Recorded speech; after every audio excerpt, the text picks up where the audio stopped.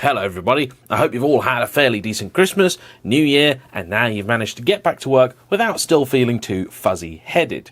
As you might imagine, winter in the UK isn't the ideal time to be filming with all sorts of cars that I tend to work with. Anything sporty or classic really isn't very enjoyable when the road conditions are as they are. So instead, as you've probably noticed, I've been doing a lot of update videos on my own fleet, some of my friends' cars, and all that sort of stuff. The kind of things that I can make fairly easily without having to travel too far. And this also means this is a perfect opportunity to do a lot more of the sit down and talk videos like this that I know many of you really enjoy. I've done a couple already on various topics, and I will be recording a few more soon. Now that did not take long. Usually Florence gives it a good 5 or 10 minutes before trying to... Usually she gives it a good 5 or 10 minutes before trying to take over my live streams and things like that. I don't know quite how it is that she works out I am filming in here, but somehow she does. Anyway, if you just ignore her, we'll just try and carry on as best we can. So, the other day I figured a Q&A session was long overdue. You're always asking me questions in the comment section all the time, and I really enjoy the feedback and the interaction that I have from you all. I want to say a particular thank you to all of the people that commented on my recent Porsche reveal video. Very nice, and really lovely messages in there, and it did genuinely make me feel an awful lot better about everything. So, I have here just over 200 comments that people have left. I'm not going to be answering all of the questions asked, but I'm going to go through as many as I can until my camera runs out of battery or the cat just gets out of hand and starts walking over things. So, we're going to start, and I've ordered these by top comment, so I think most popular or whatever. I don't really know how YouTube does this. Anyway, we'll start with Richard Kosecki, who's decided to be really cheeky and ask a whole bunch of questions disguised as one. He wants to know what my favourite manual gearbox is, my favourite engine noise, favourite slow car, favourite daily driver, favourite interior, favourite sound system, favourite pointless but joyful car, or favourite production big engine in a small car is. That's a lot of questions, Richard. That's very greedy of you, but I'm going to answer one of those, which is my favourite slow car. And of recent times, I think that would actually have to be the Lupo GTI. If you can still call that a slow car, I guess in the grand scheme of things it probably is. But that I really loved driving, very much enjoyed that. I think anything that's got 100 odd horsepower in it, I think we can still call it a reasonably slow car now when a hot hatch has 300 to 400 horsepower. So that really did enjoy. Next up, I've got Room 1215, who's asked, does the push for electric cars seem reminiscent of that for diesel cars about 10-15 years ago? In some ways it does, but I would say with diesels, people generally seem to sort of want those. The push towards them wasn't quite as obvious at the time. Obviously, things were done from a governmental perspective that did try and encourage people into diesel cars, but I would say actually that seemed to be led more by the manufacturers who were all trying to push their diesel technology. This time around, it feels like the attack is coming from kind of all angles. And the thing is, people understood diesel, or certainly thought that they did, whereas I would say there's still a lot of people out there that don't really fully understand electric cars. I know a lot of people that said they wanted an electric car, but when you listen to what they actually were going to use the car for, it didn't seem the right thing. That's quite similar, actually, to when we went to diesels. And so you get these people then going to spend a huge amount of money on this car, get into it, and you can tell that they really haven't given any thought at all to whether that was the right choice for them or not. Personally, I think if you haven't ever owned an electric car or lived with one for a significant period, you need to spend at least a week with one. A test drive is not going to tell you what you need to know about living with an electric car. Take one for a week, and I bet you if everybody that thought about buying an electric car had one for that long, they probably wouldn't sell as many as they currently do. Next up from JayEmm Snow Monkey, in my ownership experience, which car brand most exceeded your expectations of reliability and which fell the shortest of those expectations? I think it's fair to say that the brand which fell shortest of my expectations was Lotus. And I know they've got an awful reputation for reliability, but I figured that was a kind of historical thing. So this whole channel was actually built out of my purchase of a brand new then Lotus Evora 400. And I'd hoped that I was going to be able to use this as a way of proving that old myth about, lots of trouble and all that was actually completely out of date, no longer relevant, and didn't apply to the modern Lotus cars. Unfortunately, that car was absolutely awful. Not really just in terms of reliability, but the build quality as well. And I think for the first 6 months or so of ownership, the car spent a quarter of the time at the garage or at Lotus themselves being worked on, because it just never ever wanted to properly work. There was always something, even if it was something minor, there's always something that needed doing on that car. And in terms of the brands that have exceeded expectations for reliability, I think maybe my Maserati, actually, because again, a brand with an awful reputation, people will tell you it'll go wrong all the time, and I actually have only had one tiny little issue with it in the whole time that I've had it, which is coming on for about 8 or 9 months now. I've done a lot of miles in that car. It will have its own video as well. And actually the overall ownership experience has not been anywhere near as dramatic as I expected. Jordan Hewitt asks, as there is a rule of thumb about what percentage of your income should go on your mortgage, do I think there's a same sort of guide figure that applies to cars? Not really. You should spend on your car whatever you feel comfortable with. Even in terms of, say, financing, this is something I've only really started to do recently. I know a lot of other people have always financed their cars, but I haven't. I prefer to own them outright, because when I was working freelance, and I suppose I still am now, but I do have a regular income now, I never knew when I was going to get paid. So I didn't want money going out of my bank account every month if I wasn't completely and totally certain I would be able to pay it. And for that reason, yeah, just buy the car that you can afford. And when I do finance cars, I try and put in a deposit that's large enough that I'm kind of covered. So if I want to sell the car, get out of things early, there's not going to be a penalty for doing so. Great question here from Mark AST, and he says, if you had to build your own hot hatch, what aspect of what cars would you use? That's a great question.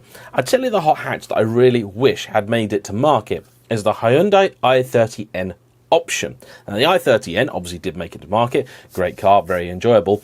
But Hyundai teased a concept version of this car, which was really hotted up. Had a little bit of Merc A45 aero kit about it, but I really like the look of it.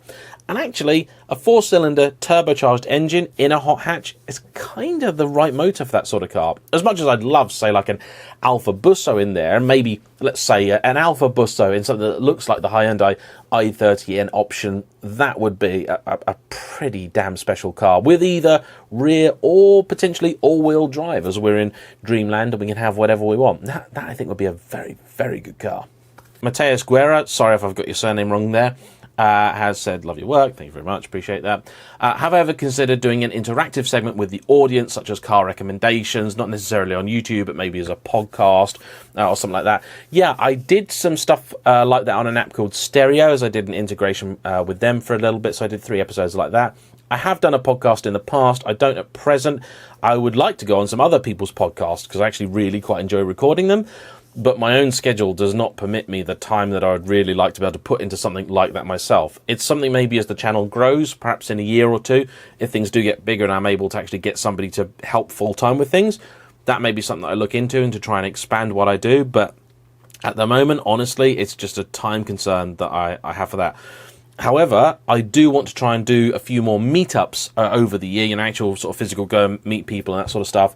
I've got a couple of ideas for what I could do and the sort of format that could follow. So I'm looking into that at the minute. We did a meet at Morgan last year, the Morgan factory.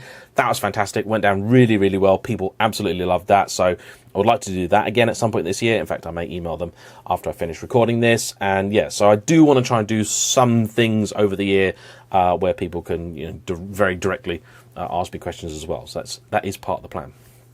Next up, again, sorry, cannot pronounce your first name, but surname is Pedro, and he asks, he would like to know my opinion on the comeback of more sustainable interior materials, vegan leathers, cloth, that sort of stuff. I'm not inherently opposed to them. I'm really not. In fact, I do believe that if there is a way of being able to produce a material which looks, feels, and does the same job as the sort of, natural version, but without having to harm an animal, fantastic, that's brilliant. I don't think leather is the demon that it's made out to be by certain people. There are a lot of reasons I like leather interiors in the cars. It's not just because it's made out of dead cow. I find them, I don't know, maybe it's because of the time that I grew up in. I consider the leather to be like, the high quality premium option, and I got some sort of nostalgic association with certain cars, the smell of particular leather and all that sort of stuff. Bit weird, I know, but I'm sure quite a few people listening could probably relate. I have been in a few cars lately. The Polestar 2 was one. I think some of the Kias, stuff like that. there's some really odd materials. Oh, the Range Rover. The worst was the Range Rover Velar that I drove, and all the materials in there, when you consider that a Range Rover is probably going to be a family car, you can have kids in it, dogs, whatever, the materials in there did look and feel to me like they were designed expressly to just absorb anything and everything that got spilled on them. They looked almost impossible to clean, especially some of the materials are almost a bit sort of denim-like, but maybe not even quite like denim. They're like school trousers or something, and they're just micro pockets in all of these things. And you're like, that's stuff is just going to get in there. Tomato sauce is just going to somehow one day find its way in there, and it's never ever coming out. So the concept I like. Some of the execution, not so much. Warwick Goulding wants to know how I feel about CVT transmissions. The Lexus and Toyota CVT, which is not actually a CVT at all, it kinda does its job. I appreciate how it works. It's a very clever piece of engineering, and I guess for the kind of cars they're building, it does work. However, your more traditional scooter-style CVT, no, I just don't like them. Again, I appreciate the technical arguments for them. I get them from an engineering perspective. I just don't like them. That's just how it is. Patrick Harvey asks, what is my guilty pleasure car? That's a really good one. His is actually a Renault Avantime, which people told me I mispronounced because I called it the Avantime. And then I rewatched the other day the new Grand Tour Special Carnage à Trois, where James May calls it the Renault Avantime as well. And I'm sure everybody wrote into him to tell him how wrong he got it. Incidentally, off on a tangent, I had again when I did the 968 video, more people telling me that I mispronounced Porsche. And I find it so funny. My friend Jack did a video about it, so I was going to do a whole video, but then he stole the idea. Fiend. Actually, that's fine. Jack's cool. It's a really weirdly, uniquely Porsche thing, or Porsche owner thing, to tell people they're pronouncing the word wrong. I do speak German a little bit, just a little bit. And when I'm speaking German, I will say it in the German way. But most people I know here, I've grown up with, all say Porsche. Now, I don't say it the Tony from Gravelwood way, which is Porsche. That's very, very distinct pronunciation there. But Porsche is how pretty much most British people say it. The funny thing is with Porsche is that the reason that these Porsche types give for being so militant about the pronunciation of the name is that it is a person's name. It's not a company name, it's a person's family name, and therefore we should be respectful of that. However, I would bet at least 10 to 20 pence that these same people do not pronounce all the other car companies who took their names from their founders in the correct and natural way of that founder's home language either. So the same people in America who go, yeah, you shouldn't call it Porsche, it's Porsche, they'll also say Renault. So I've really, really never understood it. All these people ever achieve is making you think that they are a Wally, and they make the brand even less friendly, welcoming, and just more elitist than it needs to be. To get back to the question, the Avantime, great, cool, very nice car, Avantime, whatever you want to call it. I really, really did like that as well. And as that's already been taken, and I don't want to be too lazy here, I'd say actually it's a guilty pleasure car.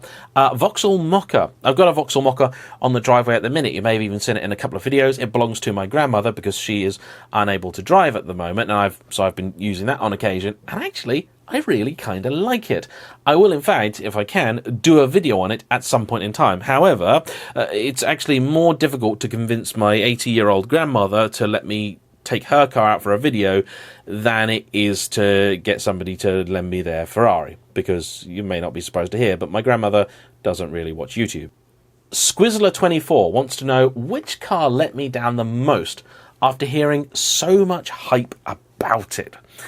Well, in recent terms, the DC5 I think was just a little bit of a kind of I don't get it car, and maybe even more than that.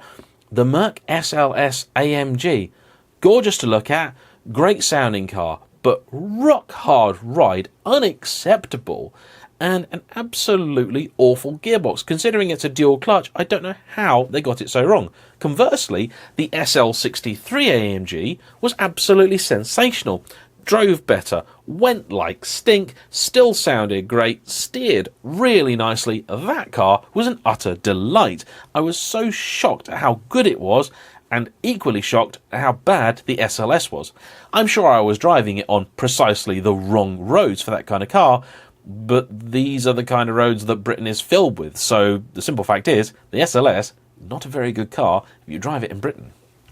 John Prince asks that after doing the longer form documentary I did with Steve Nichols, do I have any plans to produce stuff outside of YouTube? Well, as it happens, I think YouTube's a really good medium for distributing this kind of content, but I definitely want to make more videos along those lines. I've already been talking to a few different interesting people whose stories I think you would like hearing about, and so that's the sort of stuff I'm going to be trying to make more of over the coming years. As the channel grows, obviously so does my reputation, which makes it a little bit easier to try and approach these people and see if they're willing to talk to me. I'm very grateful to a lot of the team who organised the Steve interview, because that honestly was not really my doing. I was just lucky enough to be the person chosen to be there to tell the story, and I'm very glad for all the people that actually watched it and gave me really positive feedback, because it was a great experience. It's something I wanted to do for a long time. Actually, it was really nice for me personally as well, because I could draw on a lot of my old training from film school and stuff and do some more documentary stuff, which is something I always really enjoyed doing, but just didn't really have the opportunity to do with my change of career. I was talking to a friend about this last night, and I would genuinely love to do more traditional presenting stuff on non-car related topics. So I always really enjoyed not just Clarkson's Top Gear stuff, but actually he did a couple of programs about war-related stories as well. One was the greatest raid of all time, and the other was about the Victoria Cross. If you haven't watched either of those, and you are into your military history, your war and all that sort of stuff, those are great programs, really well done. You can tell the man has a genuine passion for the topic at hand, and they worked really well. Would love to do presenting stuff like that. That I think would be amazing. An interesting question here from Dampfire. What do I think about the electric conversions that have started cropping up in the classic car scene? On the one hand, there are a lot of cars out there whose engines are really nothing to write home about. So if turning to electric is a way of keeping them going forevermore, yeah, great, wonderful. However, there are also an awful lot of classic cars where the engine really is the heart and soul of that car. It's like saying to you, what about your favourite family member? What if we just changed their brain with somebody else's? It's not the same person anymore, is it? You're completely changing the car's personality when you change the engine. And for some, it works. To give you an example, I know of at least one old Bentley or Rolls Royce that's being converted to electric. And actually, because of the nature of those cars, I think moving to electric would be fantastic, because it's all about the sort of smooth, effortless, torquey performance, top speed, big horsepower, never been something that Rolls-Royce in particular really care about. So moving to electric just makes an awful lot of sense for them, and let's face it, they already weigh 2 tons, so adding some electric motors and batteries to them isn't really going to make much of a difference.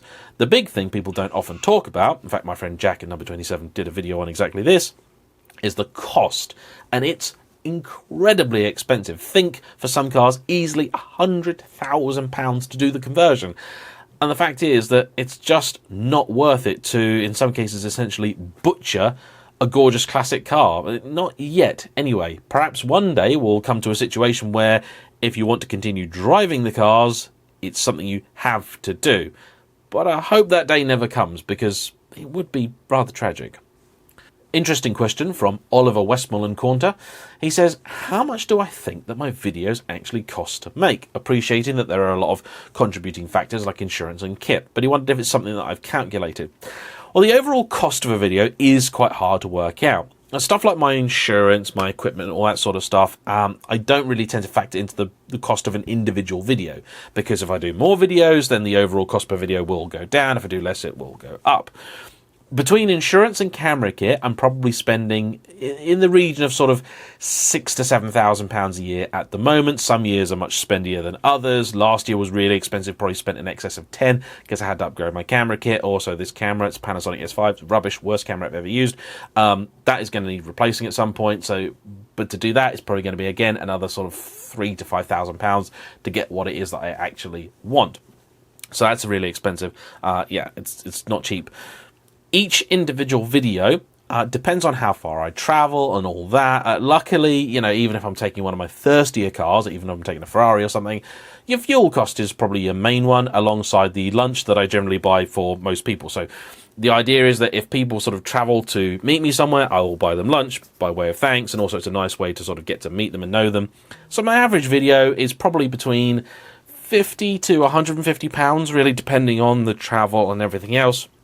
Sometimes I'll go, say, up to Scotland for a couple of weeks, and I'll be up there and I'll be filming alongside that. So as long as I film enough content to sort of justify the trip, then that's okay. That used to be a few years ago, I would have to do, 10 odd videos or a dozen videos or something to actually be able to pay for simply the fuel of getting up to Scotland and coming back. Now, happily, the equation has changed a little bit and a lot more from each video, so it's a bit better. But even still, in terms of my time, I need to make sure I'm using it efficiently, and that's the biggest cost, really, because that's something I can't buy more of.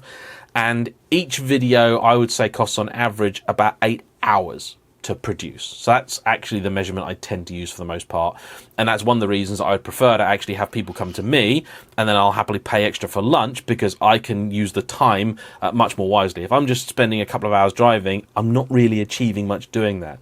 So I try and avoid, where I can, traveling too far for videos. I'm also extremely selective about where it is that I film for a huge variety of reasons. So yeah. John Swift wants to know if I'll ever get one of my cars wrapped to match one of my shirts. I may do. In fact, I did have plans to wrap the M3. I had a design all laid out and sketched for it, and I paid for it and everything. It just so happened that my circumstances weren't quite right at the time, and the car had to go before I was able to complete the project. So yeah, wrapping a car with a really funky design is something I would like to do at some point in the future, but on which car, I don't know, because I'm not sure there are any in the fleet at the moment that I would really like to wrap, because generally speaking, I like the colour of most of them. Sakita asks about the best V8 to buy under 35 grand. And this is a really good question, because there used to be a lot more choice. 35 grand would get you into an Aston Martin V8 Vantage, could get you into an Audi R8 and a whole bunch of other stuff. But prices have gone up quite a bit of late, and I think they may drop back down. The V8 Vantage, if you're comfortable paying that amount of money, is still, I would say, one of the better cars to buy at that kind of price point. You've also got, say, stuff like the BMW E92 M3, another great car, the Audi RS4, take your pick of a few different generations there. Again, great cars. The B7 in particular, really, really wonderful thing, quite a fabulous daily driver if you want something a little bit sporty as well. However, if you're feeling really, really brave, one of my favourite V8 cars for very little money, and you can get them for almost a tenth of the budget here, is the BMW 645 and 650. Utterly sensational things, and yeah, sure, they do have problems, and they are known for a few different things going wrong, but I had mine for quite a bit. It was absolutely fine, very well behaved, and just a wonderful place to spend some time. And you can pick one of those up now for a few grand. A hell of a lot of car for not a lot of cash. Ian Davidson has a great question. He says that none of the cars I own have come from the prior experience or review of a viewer's car, and he's always been intrigued by this. Which viewer's car has tempted you the most? Well, there have been quite a few cars that I've driven, and I've said to the owner, if you ever part with this, you please let me know. Sometimes they've never parted with it, sometimes they have, and it just hasn't been the right time for me or the right car. But no, there are quite a few different Lotus. In fact, there was one, and I didn't ever review it actually, but I did drive it. It was a Lotus Exige, and it was the Cup 360. They didn't make many of those cars at all, probably about 20 or 30, I think we sort of figured they made. And this one was one of two, and it had been done in Essex blue with red wheels. So it's kind of a Spider-Man paint job. Absolutely sensational. One of the prettiest cars I've ever seen. The Cup 360s had a really good look about them, in some ways a lot prettier than the later cars, which were better performers. So that was really quite good. The 355, I mean, I've always been a big fan of those. Flawed as they are still my ultimate poster dream car. There are particular reasons why I haven't bought one of those yet. Some of them I've shared, some of them I won't share. But yeah, the 355 is also up there. A lot of other cars, to be honest. The 599 I actually really enjoyed, but I just don't get on with the looks of it. Lexus, their LS600, really, really like that. Actually, you now say that, there is actually one car that I did buy after having a review one, and that is my Maserati, because I drove the Quattroporte Sport GTS that a lovely guy called Navaz had brought to me, and it was on the back of that review that I actually started looking for those, or included them in my search, and then it did eventually buy one. So I have actually bought a car off the back of a review once, although it wasn't obviously the exact car. Isaac is coming to the UK soon, and he's got a little bit of money saved up. He's going to be moving here and wants to know which of my Fun Cars for Young People series is my ultimate recommendation. Very difficult, depends on exactly what you're doing. I quite like the little Skoda with the fun little twin-charged engine, but those probably not the sort of thing that I would recommend. The earlier Skoda, the little one, the Fabia, I think VRS, the diesel, that was actually quite a cool car. There are a few good options. The Lupo I really did enjoy, but if you're just looking for a daily drivable car, I think the Lupo GTI is probably too much money when you look at it as compared to what you could get for the same cash elsewhere. It is just a bit too much. Beyond that, actually, the BMW, the 1 Series Coupe, the 125i, also really enjoyed that car, and my 130i as well is another car. You kind of throw your hat in there. Depends how fuel efficient you need it to be, really, because those aren't especially fuel efficient. The little Skoda diesel, obviously probably then the best, but depending on where you're going, diesel might not be right. But have a look through and see which one sort of strikes your fancy. You probably want something post 2000, something small, because then smaller, cheaper cars, or cars that were cheaper when new, they're going to be cheaper to run. And that's going to be your most important thing. If it does break, you want it to be cheap to fix. Whereas stuff like, some of the older BMWs and that I've reviewed, they're just going to be too much money for you to get into. A Fiesta ST I wouldn't get into straight away. It sounds like you want something economical. Yeah, I'd go for something like that. Jack Bolter then asks, are there still any cars out there that I really want to drive but haven't yet? Yeah, loads. Carrera GT, desperately. I mean, also, to be honest, Ferrari Enzo and McLaren Mercedes SLR. Although that last one, I think I've actually got a review on offer for that, but it's not in this country. The other two, yeah, no idea if it'll ever happen. An F40 I would like to try simply for the case of, just to be able to say that I've driven an F40. F50 really would excite me. I think I would love to do that. Koenigsegg's, Pagani's, stuff like that. Then also going a bit older, the old 1980s Aston Martins, would love a crack at one of those. For some reason, I've always wanted a red V8 Vantage X-Pack. I mean, I never really even knew originally what X-Pack meant. I do now, but it just sounded so cool that I wanted one. I love the look of them. I think they're fantastic. The whole Living Daylights thing, for me, they're a much sexier car than a DB5. I would, hand on heart, I would have one of those over a DB5 any day of the week. I really would. So yeah, I'd love to try those. Obviously love to try the Bugattis, the Veyron, the Chiron, EB110, if anyone had one of those. But also I want to try the weirder cars from the sort of popular brands like Lamborghini, Ferrari, so the Mondial, the Jalpa, Silhouette, the Urraco, stuff like that, really quirky, cool, unusual cars. And there's a whole host of other stuff out there as well. Most of those cars I've just named are quite expensive, but there's a load of stuff out there that I would like to drive that's not quite as expensive. I'd love to revisit, say, the RX-7. I do want to drive more of the sort of Japanese stuff. I would like to try some more older cars again. The Bentley video that I did, the 3-litre, actually went down really well, so I'd love to have another crack at a car like that. I've already talked to a few people about doing those sorts of things, but again, as you might imagine, that's the sort of stuff I'll be doing in summer. So yeah, there are loads of cars like that still to drive. And people have occasionally asked me, what will I do when I've reviewed all the cars? But the truth is, my early reviews are so embarrassing to watch. I've had to go through a couple recently to try and dig out some footage, and they are horrid. I can't believe anybody ever watched them. And so I think when I get to the end and I've completed cars, when I've done all of them, I'm just going to start again. I'm just going to re-review all the cars that I've already driven, because actually when I have revisited cars, because the channel's grown, because I would like to think I've improved as a presenter and I'm a bit more, analytical, a bit more capable of talking about a car, dissecting it, I think I can do a much better job second time round. So I would just do that. I would just revisit everything, just start again. Why not?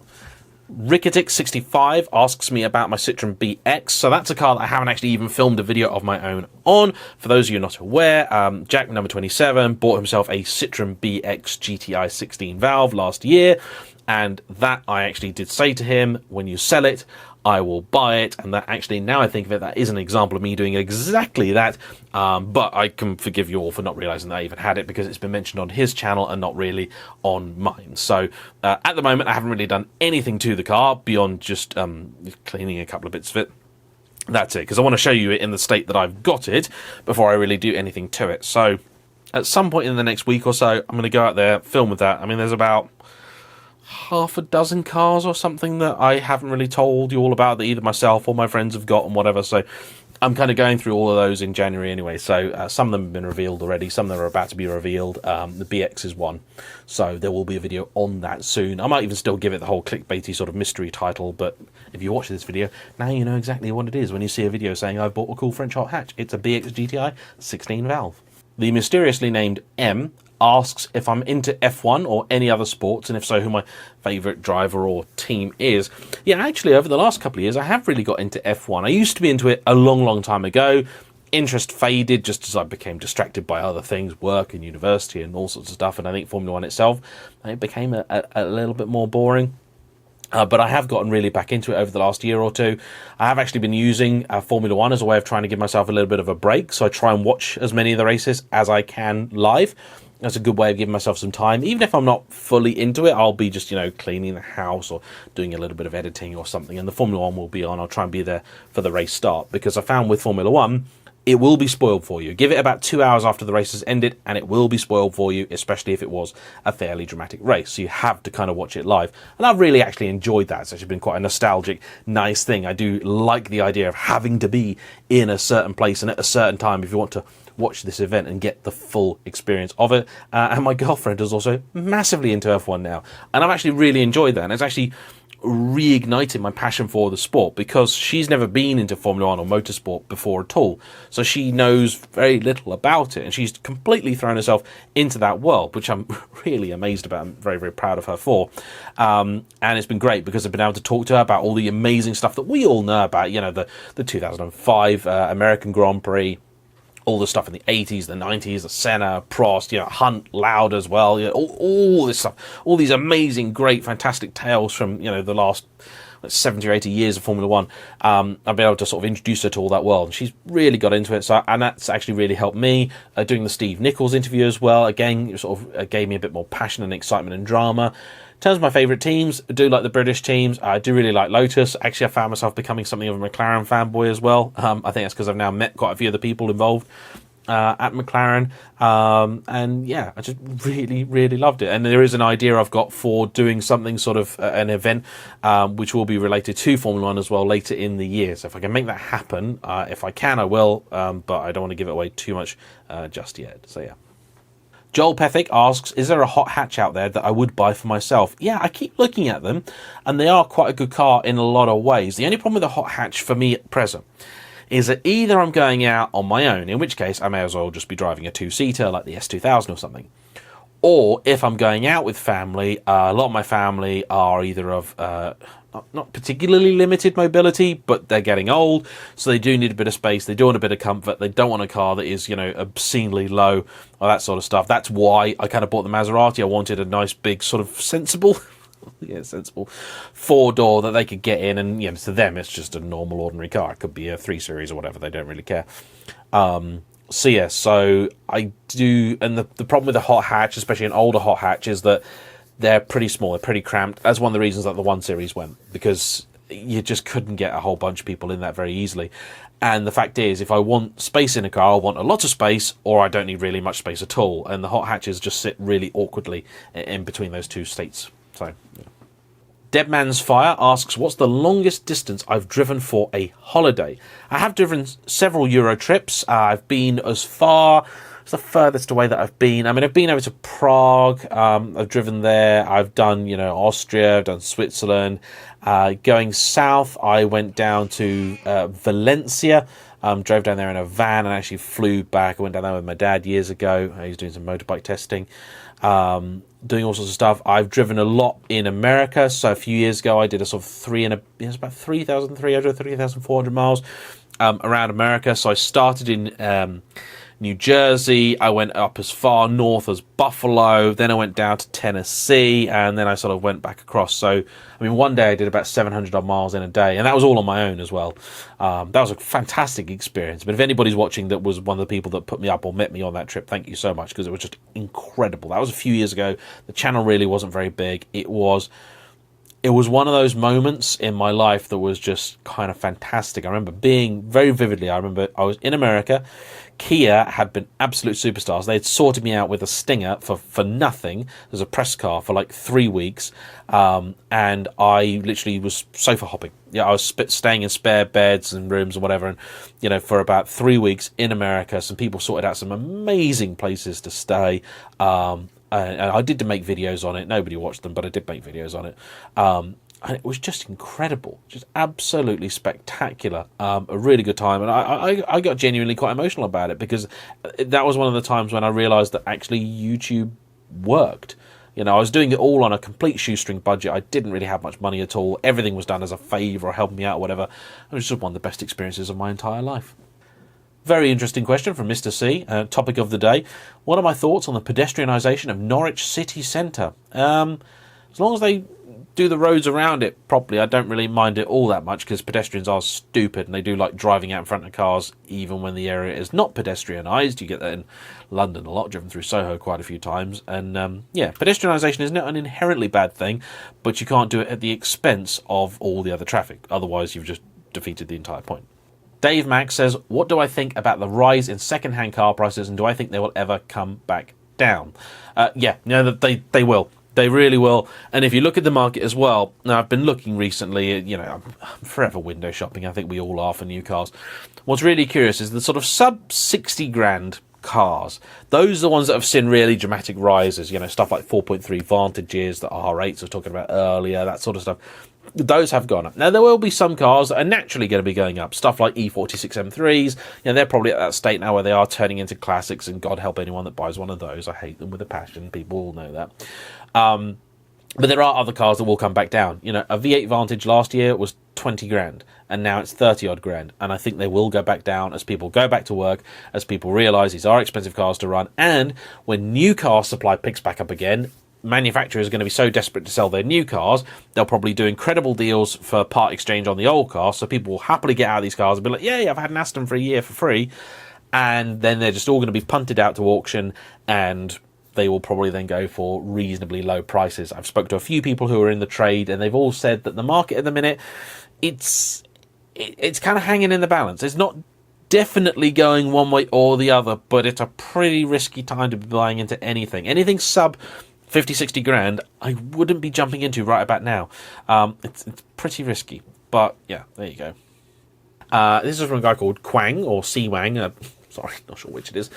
And he says, when I'm deciding on content, how do you balance the expected popularity, in other words, how much money I'm going to get back from it, against making content that I feel is more important and more interesting to myself?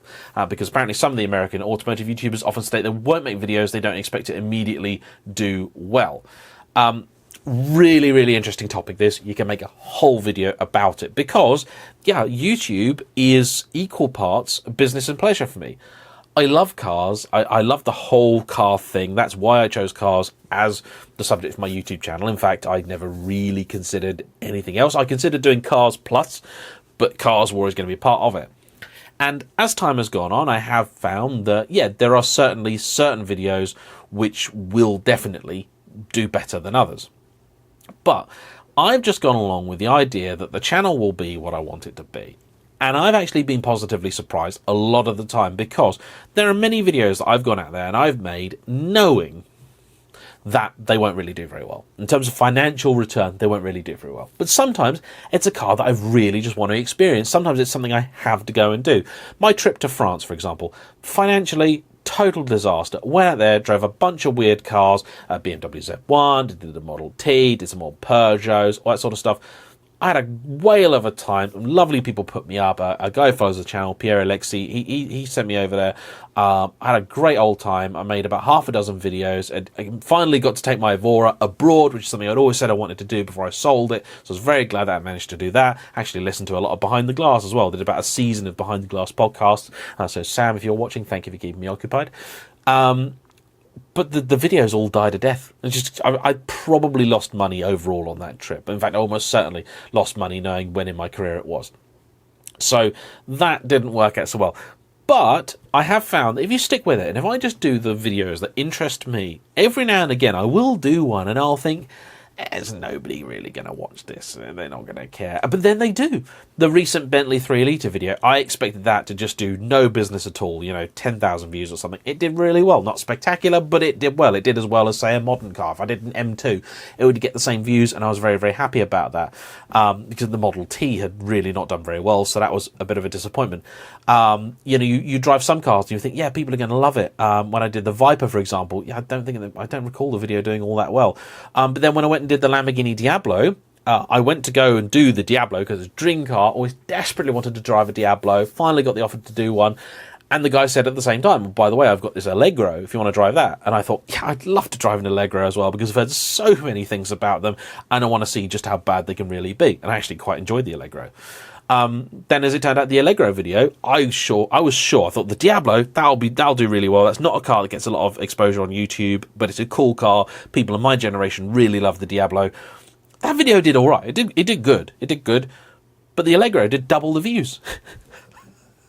So yeah, sometimes a bit of perseverance can really, really pay off because actually you'll make a video pretty convinced that it isn't going to do well, and then the internet will go and surprise you. It happens both ways, unfortunately. Sometimes you'll do a video that you're absolutely certain is a guaranteed hit, and then it just won't be. But yeah. Matt 011294 wants an update on the S2000. It's in progress. It is at MTech Automotive now. They are working on it. We have had to overnight some parts from Japan, which has taken about 2 or 3 weeks, but it is progressing. The engine is apart. Things are going on the car, so it is in build. It's taken longer than I wanted. That, I think, is the nature of all of these things, but stuff really is happening with that car. So as soon as I have an update that's worth sharing, it will be shared. I promise. Monk Ohm asks if I managed to get myself a PlayStation 5, and if so, what I thought of the latest Ratchet & Clank, and do I plan to indulge myself with some Gran Turismo 7 when that's out. I haven't played a Gran Turismo game in absolutely forever. I'm trying to get a PS5. They are quite difficult to find. I refuse to pay overs for one on eBay. I will wait until they're easily available and I will buy one. The fact is, I think when I have managed to find one for sale, I either haven't had the money for it, or when I have had the money, I haven't had the time for it, or something. So it will happen. I have borrowed a friend's PS5 for a little bit. I've actually got it at the moment. I have bought the new Ratchet & Clank, despite not owning a PS5, I wanted to play it. I loved it. Love Ratchet & Clank. It's one of the best ones I've played in a very, very long time. I got into the series on the PS3. I really enjoyed that. Also been playing a little bit of Forza Horizon lately, and the new Halo. I've actually had loads of time to play games recently, which is most unusual. Over Christmas, it's kind of the only time of the year I get to play games on a regular basis. The new Halo is amazing. Really impressed with it. Very, very different feel, different kind of layout to the previous games. Some of the mechanics they use are all new, and I wasn't sure how I'd feel about them, but actually I've absolutely loved it. Been having a whale of a time, and I might even go and play some Halo when I'm finished filming this. So yeah, Ratchet & Clank, superb. Absolutely loved it. Cannot wait for the next one.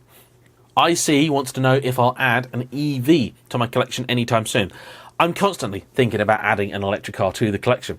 A few years ago, I came very close to doing it. I was actually going to sell my M3 and buy an electric car because I had this theory that if I went and sold the M3, bear in mind the channel was much smaller then, so it wasn't bringing in as much money, and I figured if I sold the M3 and bought an EV, if I could work it in such a way that I barely ever had to pay for charging it, that would actually be a very sensible thing for me. It'd give me a bit more money available every month because my cars otherwise, would be using a lot of fuel. I didn't do it at the time, and in hindsight, it's probably the right decision because now I've got so many cars. If I did throw an EV in the mix, the cost savings of it would be nowhere near enough to offset the depreciation it's going to suffer and everything else and the cost of buying the car. I'd rather just keep buying V12s for as long as I can, running them for a few months and getting rid.